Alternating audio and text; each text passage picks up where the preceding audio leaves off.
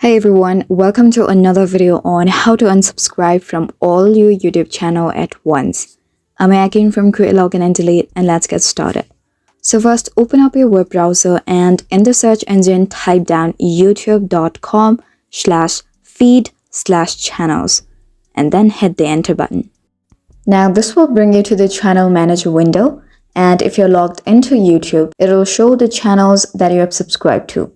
Using the slide bar in the right corner, scroll down to the absolute bottom of the list, and now to unsubscribe from individual channels, simply click on the subscribe options and click on unsubscribe. But to unsubscribe from all the channels at once, open up a new tab, simply type down how to unsubscribe all YouTube channels at once and click this link, the Windows Club link.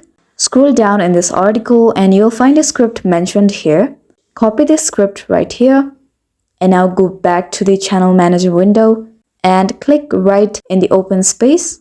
Click on inspect and select console.